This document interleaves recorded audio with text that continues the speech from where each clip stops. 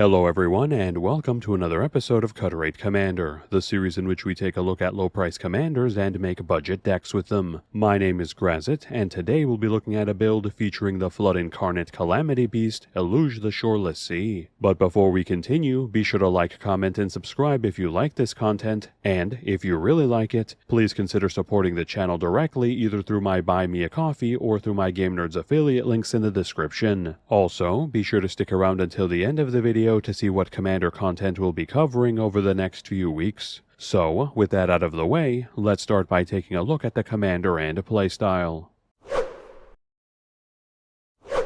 Eluge the Shoreless Sea is a star elemental fish that costs 1 and triple blue that has the following 3 abilities. Firstly, its power and toughness are equal to the number of islands we control. Secondly, whenever Eluge ETBs or attacks, we put a flood counter on target land, turning that land into an island in addition to its other types so long as it has a flood counter on it. And thirdly, the first instant or sorcery spell we cast each turn costs a blue pip or colorless pip less to cast for each land we control with a flood counter on it. Breaking down its core stats, Eluge is sporting a midweight CMC, a variable stat block that scales decently as the game progresses so long as we keep making our land drops thanks to its first ability, while its other 2 abilities combine to give us a substantial amount of ramp for our instants and sorceries that only gets better with time.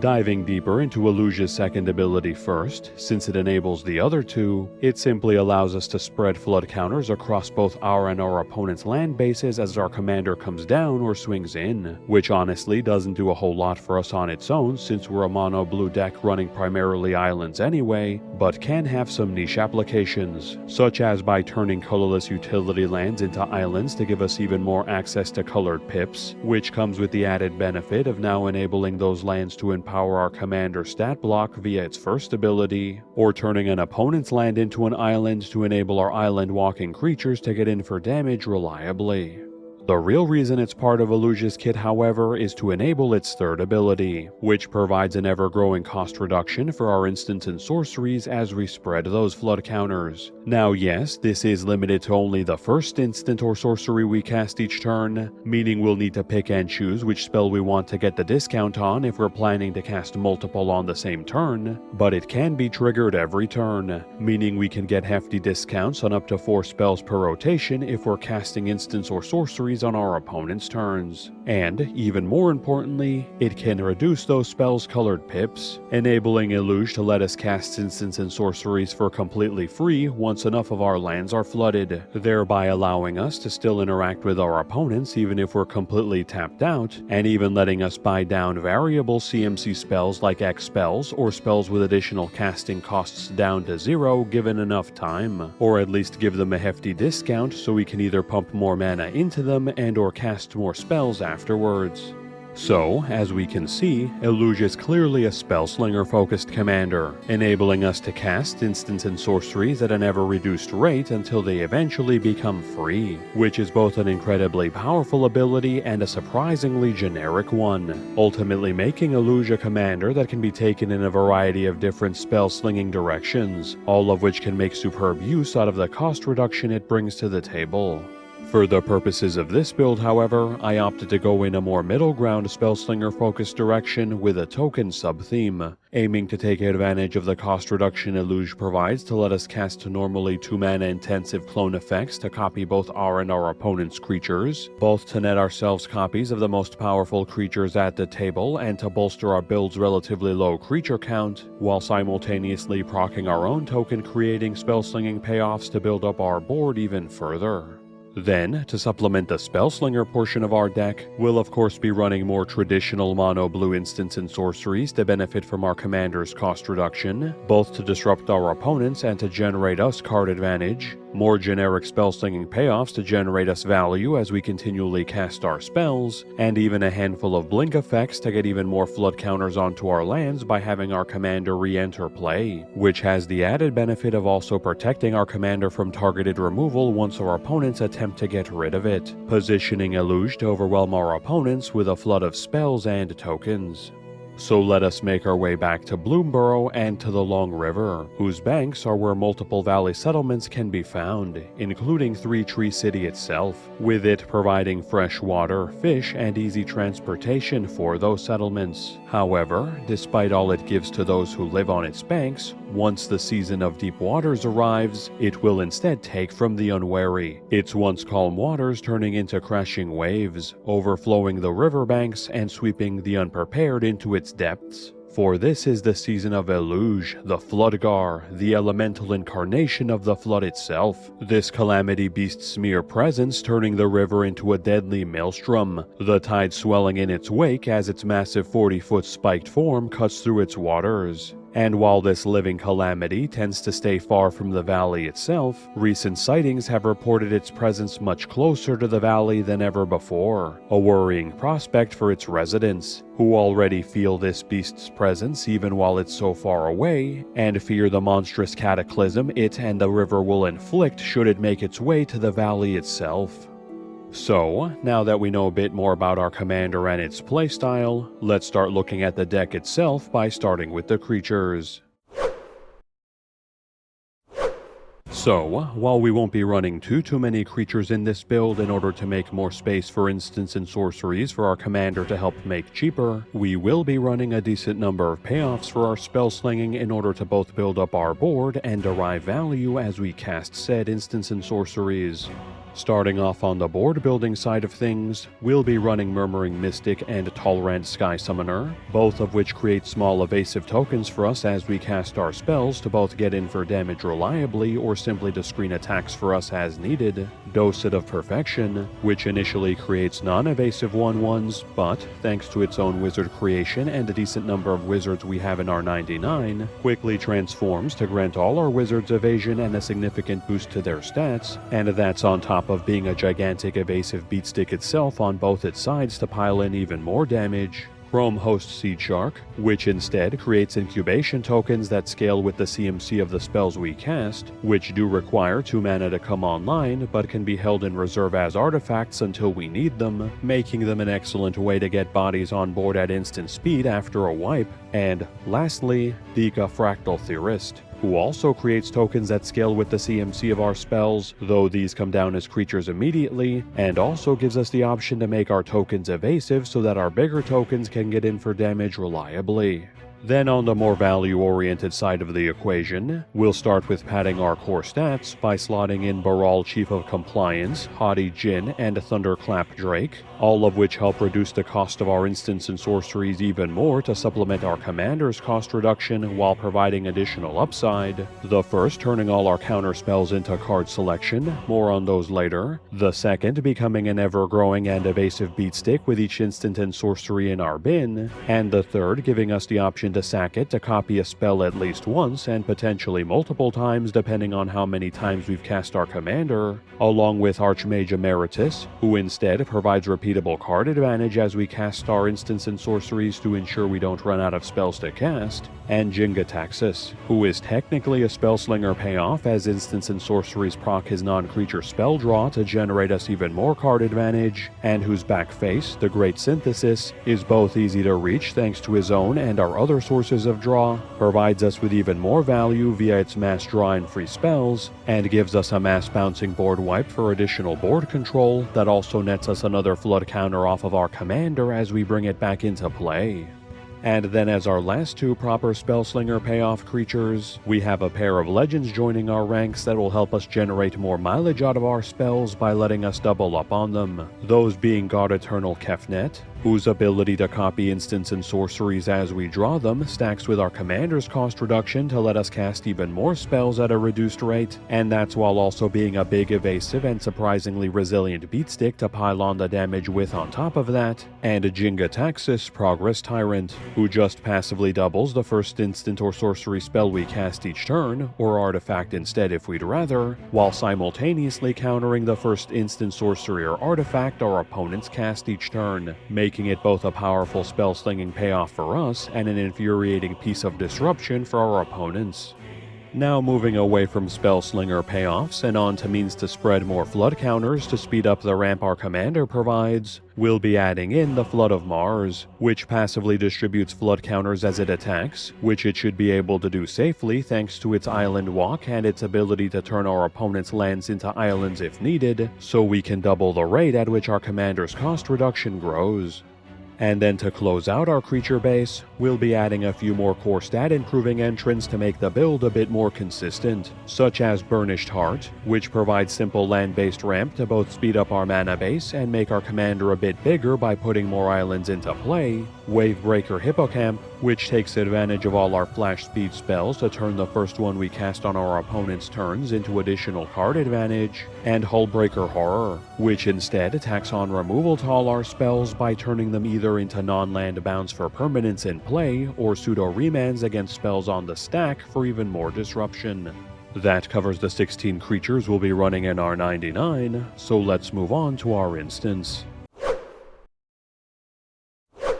Opening our largest category with a set of flash speed clone effects that we can use to either double up on our own creatures or grab copies of our opponent's creatures for ourselves, we'll be slotting in Theoretical Duplication, which creates a token copy of each non-token creature that enters our opponent's battlefield on the turn we cast it, generally copying one creature and forcing our opponents to stop casting more unless they want us to clone even more of their creature base. See Double, which either lets us create a token copy of any creature or instead copy any spell on the stack, and can do both if any opponent has 8+ cards in their bin for even better value. Supplant Form, which works as both a piece of removal for our opponent's creatures by bouncing the target and creating a token copy of it, or, in an emergency, it can instead be used as an expensive self-bounce to protect one of our own creatures from removal while still leaving a copy of it in play. Sublime Epiphany, which can only create token copies of our creatures, but makes up for it by, at minimum, also replacing itself and bouncing a non-land permanent, while also generally countering a spell or ability on top of that to provide very solid disruption and value.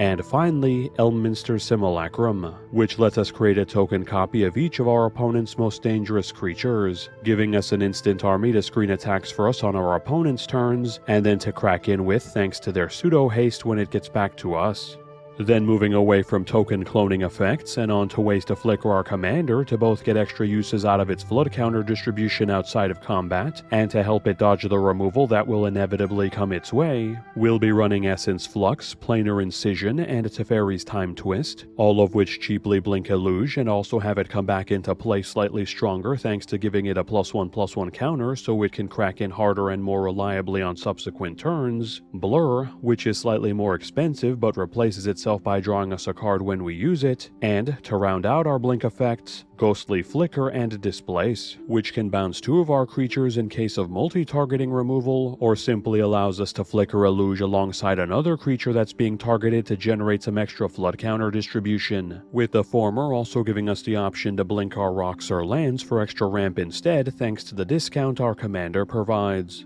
And while on the topic of spells that can technically be used as ramp when combined with our commander's cost reduction, we'll also be adding in Snap, Unwind, and Rewind, all of which are normally quote-unquote free to cast pieces of removal since they untap the lands we use to cast them, the first providing us with non-destruction creature removal via its bounce effect, and the latter two providing spell disruption instead, but thanks to our commander's cost reduction actually untap more lands than they cost to cast in the first place to free up more mana to cast other spells, as well as Frantic Search, which again untaps more lands than casting it costs alongside Eluge, and at this time provides us with card selection to help us dig for more resources. Then from there, it's going to be core stat improving entrants all the way down for the remainder of this category, all of which will be aiming to get the most mileage out of our commander's cost reduction to net us the maximum amount of value. For example, on the ramp side of things, we'll be running High Tide, which may only cost 1 mana but is completely free if our commander's in play, thereby freeing up 2 more mana from our land base to help us cast more non-instant and sorcery spells on our turn.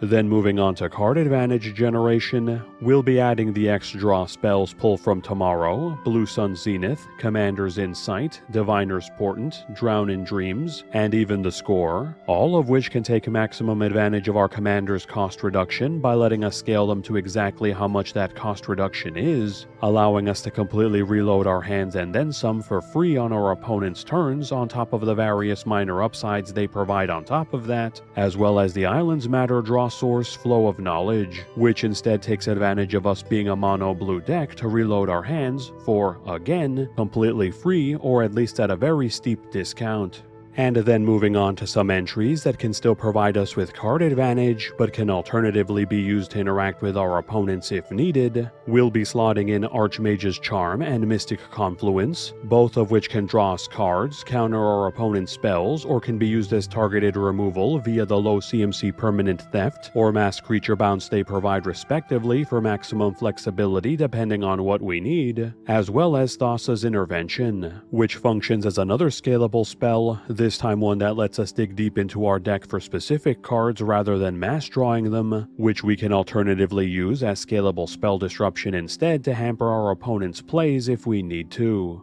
Now, pivoting fully into removal, we'll be adding in Counterspell and Along River's Pull as a pair of generic but solid pieces of spell disruption to throw a wrench in our opponent's plays whether we're casting them for free or not, Insidious Will, which gives us access to even more spell disruption, though we can alternatively use it to copy or redirect spells instead so we can manipulate spells on the stack in almost any way we desire depending on the circumstance. And, as our last removal piece, Capsize, which our commander can reduce its cost all the way down to 0 even if we cast it with buyback, enabling us to bounce multiple permanents back to our opponent's hands for potentially free every rotation once our flood counter count gets high enough, including their lands if we're feeling particularly nasty. And then to close out our instant category, we'll be running the Instant Speed Board Wipe Perplexing Test, partially because we can't afford Cyclonic Rift, but mostly because it serves as an instant speed mass bounce that synergizes well with our token creation to at least leave us with some of our board intact after the dust settles.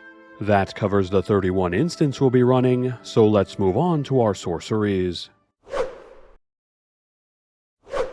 It's back to more token clone creating entries as we enter our sorcery category, with us adding in Blue Sun's Twilight, which functions as both a scalable theft effect for us to permanently steal the best creature on the board, and to create a token copy of it on top of that once we pump enough mana into it, which shouldn't be an issue thanks to our cost reduction, Stolen Identity, which can potentially make us multiple copies of any creature in play, once as we cast it, and again every time whatever evasive token we cipher it onto gets in for damage, forcing our opponents to waste removal on an expendable body to prevent that from happening. Hunted by the Family, which forces our opponents to choose whether we get copies of their most powerful creatures in play, or if those creatures become vanilla 1/1 paperweights, with us generally being happy with either result. Blown Legion, which allows us to clone an opponent's entire board, creating an instant army for us that consists of the most powerful creature base at the table outside of our own.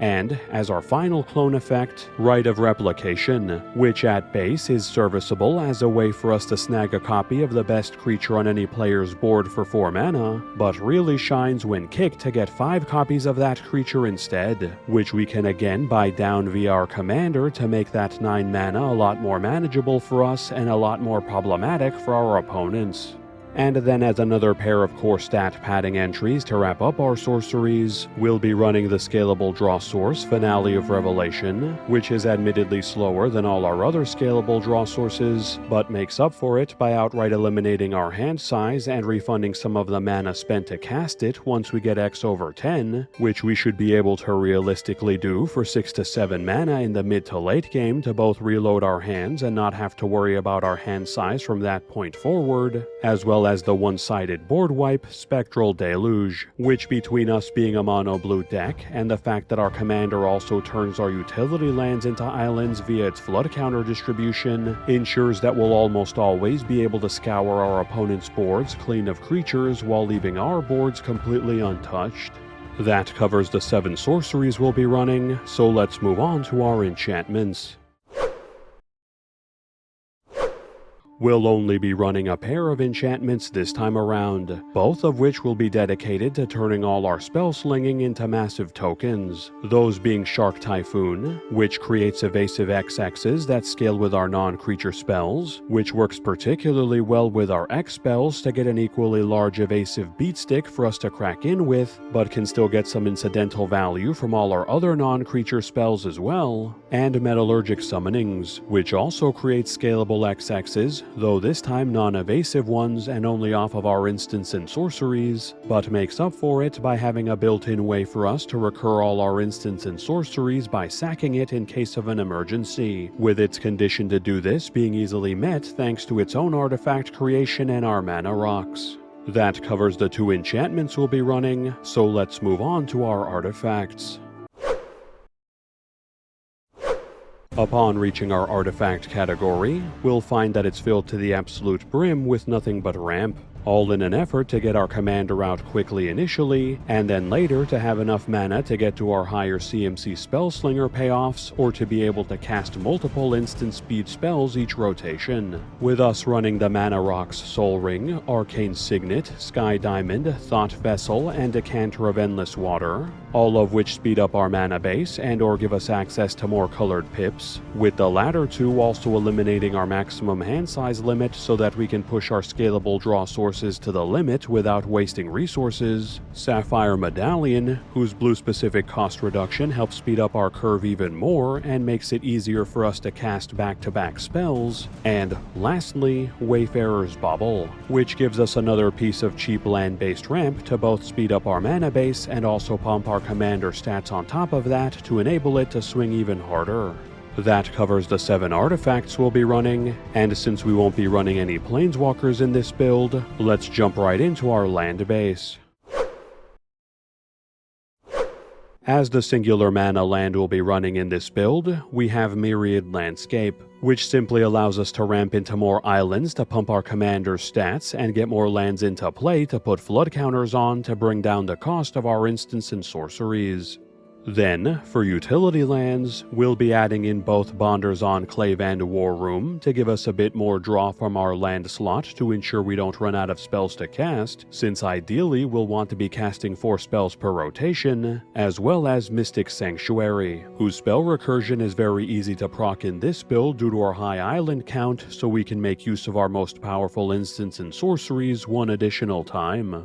And lastly, we'll be running 32 islands as our basics to close out our land base. So, now that we've covered all the cards in the deck, let's take a look at this deck's breakdown.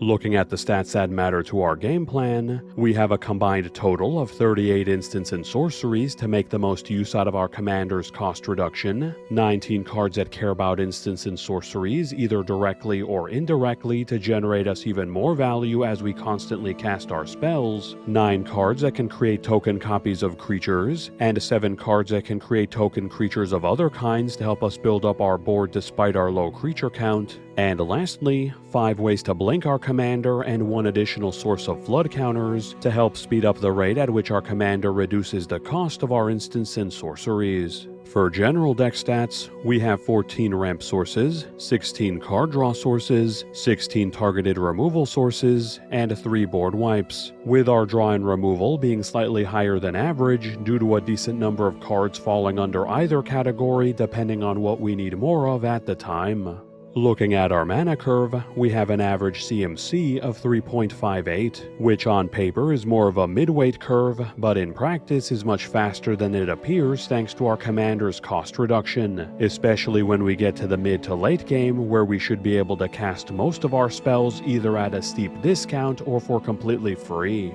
Currently, this deck is valued at $64.99, not counting the price of basic lands or shipping. This price was calculated by using the cheapest listed marketplace price on TCG Player at the time of this recording. Now, if we'd like to make some side grades to the deck without going over budget, we can consider replacing Essence Flux with Storm Chaser's talent, which gives us an additional way to create tokens that benefit from our spell slinging, though at the cost of less flood counter distribution and protection, or alternatively, we can exchange out Dosed of Perfection in favor of Case of the Ransacked Lab, which gives us a little bit less focus on token creation and a bit more focus on enabling our spell slinging via additional ramp and, eventually, card advantage. Then, if we'd like to upgrade the deck by going over budget, we can swap out Hunted by the Family so we can swap in Cryptic Command, which gives us access to another very flexible spell that we can use to either disrupt our opponents or to generate us value via its multitude of different modes, exchange the Blink effect Displace for the better Blink effect Displacer Kitten, which tacks on free flickers to most of our deck, thereby enabling Eluge to flood our lands at a breakneck pace while making it almost impossible to remove so long as we can cast spells, and if we're willing to cut into our food budget for the month, we can replace the partial board wipe Perplexing Test with the one-sided board wipe Cyclonic Rift, which is already powerful enough as an instant speed wipe that bounces everything outside of our own non-lands, but Eluge can make even more powerful by buying down its overload cost, potentially allowing us to do this for free or at least at a very steep discount to catch our opponents off guard, though whether or not that's worth eating nothing but instant noodles for a week is up to you.